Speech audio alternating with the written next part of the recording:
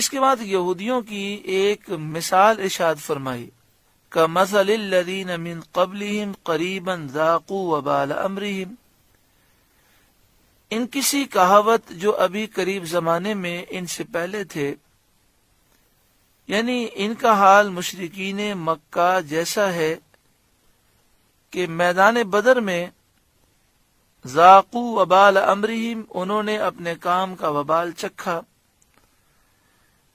یعنی نبی کریم صلی اللہ علیہ وآلہ وسلم کے ساتھ دشمنی رکھنے اور کفر کرنے کا وبال کفار مکہ نے میدان بدر میں چکھا کہ ذلت اور رسوائی کے ساتھ ہلاک کیے گئے۔ وَلَهُمْ عَذَابٌ أَلِيمٌ، اور ان کے لیے دردناک عذاب ہے۔ اور منافقین کا بنو نذیر کے یہودیوں کے ساتھ سلوک ایسا ہے جیسے کَمَثَلِ الشَّیطان، شیطان کی کہاوت ہے، شیطان کی مثال ہے، یعنی منافقین بنو نذیر کے یہودیوں کو جو بہکا رہے ہیں اور جنگ پر ابھار رہے ہیں، ان کا انداز ایسے ہے جیسے شیطان کا انداز ہے۔ اذ قال للانسان اکفر، جب اس نے آدمی سے کہا کفر کر، فلما کفر، پھر جب اس نے کفر کر لیا، قال انی بریء منک انی اخاف اللہ رب العالمین، بولا میں تجھ سے الگ ہوں، میں اللہ سے ڈرتا ہوں جو سارے جہاں کا رب ہے۔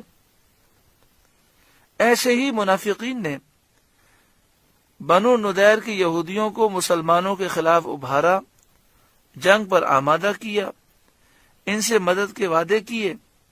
جب ان کے کہنے میں آ کر یہودی مسلمانوں کے خلاف جنگ میں کھڑے ہو گئے تو منافق بیٹھے رہے، ان کا ساتھ نہ دیا۔ ان منافقوں نے یہودیوں کو ابھارا کہ مسلمانوں کے خلاف جنگ میں کھڑے ہو جاؤ، ہم تمہارے ساتھ ہیں۔ جب یہودی کھڑے ہو گئے جنگ میں تو منافقین بیٹھے رہے اور انہوں نے ساتھ نہ دیا۔ فَكَانَ عَاقِبَتَهُمَا أَنَّهُمَا فِي النَّارِ خَالِدَيْنِ فِيهَا، تو ان دونوں کا انجام یہ ہوا کہ وہ دونوں آگ میں ہیں، ہمیشہ اس میں رہے۔ یعنی کافر اور شیطان کا انجام یہ ہے کہ دونوں جہنم میں ہوں گے۔ وَذَلِكَ جَزَاءُ الظَّالِمِينَ، اور ظالموں کی یہی سزا ہے۔ سورہ حشر کا دوسرا رکوع مکمل ہوا۔ اللہ تعالیٰ اس رکوع کے نور سے ہمارے قلوب کو روشن منور فرمائے۔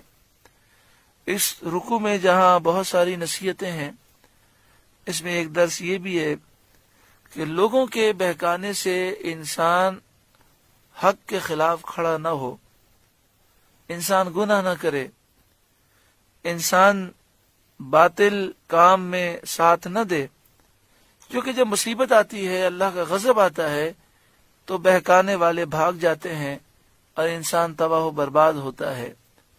شیطان کی باتیں ہم نہ مانیں، شیطان جھوٹے وعدے دیتا ہے اور پھر وقت آنے پر وہ ساتھ نہیں دیتا۔ اللہ تعالی ہمیں سچی پکی توبہ نصیب فرمائے اور حق کا ساتھ دینے کی ہمیں توفیق عطا فرمائے، باطل سے گناہ سے اللہ تعالی ہمیں دور فرمائے۔ آمین بجاہ سید المرسلین صلی اللہ علیہ وآلہ وسلم۔